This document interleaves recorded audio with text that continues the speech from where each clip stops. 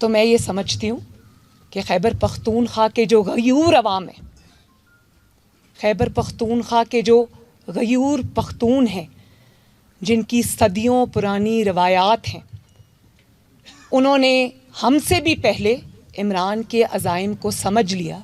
इसीलिए क्योंकि मैं खैबर पख्तूनख्वा से आज बात कर रही हूँ, तो इसीलिए उन्होंने इमरान के लॉन्ग मार्च में हिस्सा ना लेकर उसको नाकाम बनाया।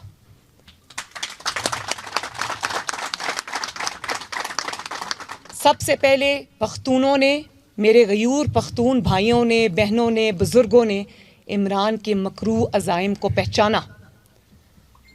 लेकिन मुझे इस बात का अफसोस है कि चाहे वो PTI के, पाकिस्तान तहरीक इंसाफ के वर्कर्स थे, वो बच्चे शहीद हुए, इमरान की इक़्तिदार की हवस की भेंट चढ़े।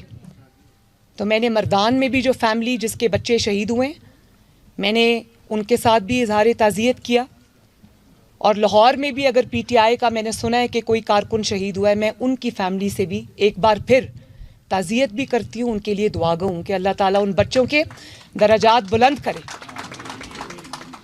लेकिन मुझे इस बात का जवाब चाहिए कि एक शख्स ने, जिसने अपनी कुर्सी की खातिर पख्तूनों के बच्चों को क्यों मरवाया, क्यों उसने उन पख्तूनों के बच्चों को इस जंग में, जो कि ज़ाती जंग है, फसाद है, इंतशार है, उसमें झोंका? क्या कसूर था उन बच्चों का? कहाँ है इमरान खान के अपने बेटे? जहाद तो, अगर जहाद है तो जहाद तो आप पे भी फ़र्ज़ है, मुझ पे भी फ़र्ज़ है, पाकिस्तान के हर मुसलमान पर फ़र्ज़ है। तो जहाद तो हर मुसलमान पे फ़र्ज़ है, तो इसके बच्चे भी मुसलमान हैं, ज़रा आएँ जहाद में, तमाम जो फ्रंट लाइन है जहादियों की उसमें खड़े हों। लोगों के बच्चे और इमरान के बच्चों में फ़र्क है? क्या फ़र्क है उनमें कि वो इमरान खान के बच्चे और ये गरीब आवाम के बच्चे, ये पख्तूनों के बच्चे? और फिर क्या फ़र्क है एक दहशतगर्द में और इमरान खान में? दहशतगर्द भी इसी तरह हमला आवर होते हैं हथियारों के साथ पाकिस्तान पर, वफाक पर, एक सूबे को दूसरे सूबे से लड़ाते हैं। कल जो खैबर पख्तूनख्वा के वज़ीर आला ने बयान दिया है, वो एक सूबे को वफाक से लड़ाना और एक सूबे को दूसरे सूबों से लड़ाने की बड़ी घिनौनी किस्म की साजिश है कि मेरा अगर इक़्तिदार नहीं रहा तो मैं हर जगह आग लगा दूंगा। ना उसमें मेरी कोई पाकिस्तानियत है, ना फिर उसमें मुझे किसी का कोई ख्याल है।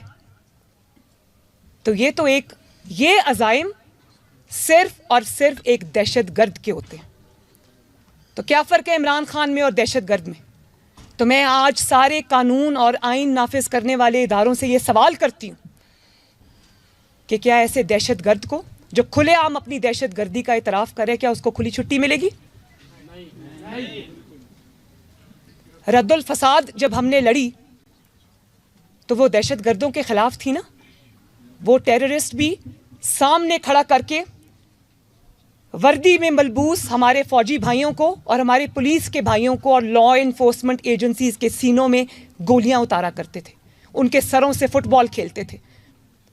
तो लाहौर में जो कांस्टेबल शहीद हुआ, जिसकी बेवा, जवान और 5 छोटे छोटे बच्चे जिसके घर में मैं गई, उसके सीने में भी जब PTI के लोगों ने गोलियां उतारी, तो क्या फ़र्क है उनमें और दहशतगर्दों में? तो अगर आपने दहशतगर्दी करनी है, अगर आपने फसाद करना है, तो फिर इंशाअल्लाह ताला पाकिस्तान भी एक नया रद्दुल फसाद आपके खिलाफ लॉन्च करेगा। इंशाअल्लाह।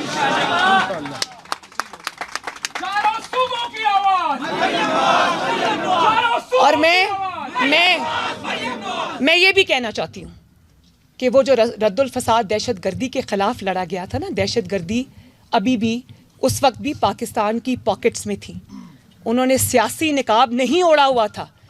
ये दहशतगर्दी, ये जो मुसल्लह तहरीक है जिसका गैंग लीडर इमरान खान है, वो मुसल्लह तहरीक इसलिए दहशतगर्दों से ज़्यादा ख़तरनाक है कि उन्होंने सियासी जमात का निकाब अपने चेहरे पे चढ़ाया हुआ है।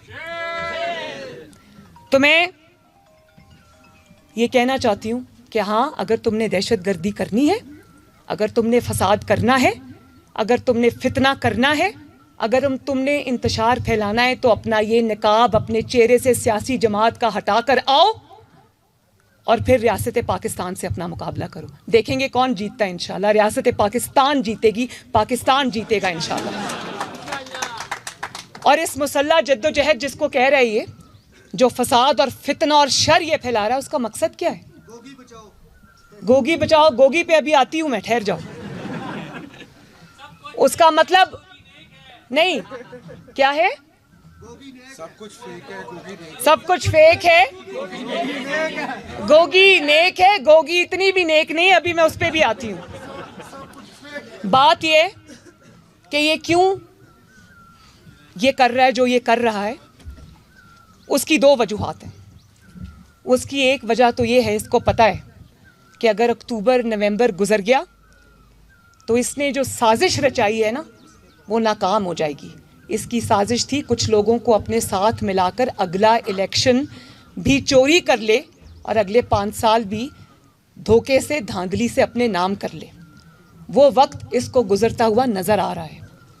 दूसरी बात, क्या मकसद है इस इंतशार और फितने का? इसका मकसद इमरान खान की ज़ाती अना है, और अना को इसलिए ठेस पहुंची है कि इसके अपने लोगों ने सियासी तरीके से, आईनी तरीके से इसकी हुकूमत को उठा के बाहर फेंका है। पार्लियामेंट ने इसको उठा के बाहर फेंका है। पाकिस्तान के अवाम ने, जिनकी नुमाइंदगी MNAs और MPAs करते हैं, उन्होंने उसको उठा के बाहर फेंका है। इसकी कुर्सी चली गई है। उस कुर्सी जाने की वजह से इसके सर पे इतनी बुरी चोट लगी है कि इसको ये भी भूल गया है कि पाकिस्तान का नुकसान करने पे ये तुला बैठा है। तो अगर मुल्क का इतना ही एहसास था और ये जो कुर्सी लेना चाहता है वापस, उसका क्या मकसद है? कुर्सी लेकर भी ये वही करेगा जो पिछले 3.5-4 साल में अपनी हुकूमत में इसने किया। आज ये इंसान एक सेकंड अपनी कारकर्दगी पे नहीं बोल सकता। क्या बोलेगा? क्या बोलेगा कि मैंने IMF से डील की, IMF के हाथ पाकिस्तान को गिरवी रखा, डॉलर को 105 से मैंने 190 पे पहुंचाया, आटे को मैंने 35 रुपए से 90 रुपए पे पहुंचाया। अभी इमरान खान की हुकूमत का 40वां नहीं हुआ और 80 रुपए से शहबाज शरीफ ने आटा 40 रुपए किलो कर दिया। क्या बताएगा कि मुफ्त इलाज छीना लोगों का, अद्वियात छीनी मरीजों से, आटा महंगा किया, चीनी महंगी की, बिजली महंगी की। आज जो लोड शेडिंग हो रही है, मुझे इतनी तकलीफ है उस लोड शेडिंग की, बहुत घंटे हो रही है, मुझे पता है इस बात का। लेकिन मैं आपको ये बता दूं कि ये लोड शेडिंग जो आज हो रही है, पाकिस्तान के पास पैसे नहीं है उस लोड शेडिंग को ख़त्म करने के लिए।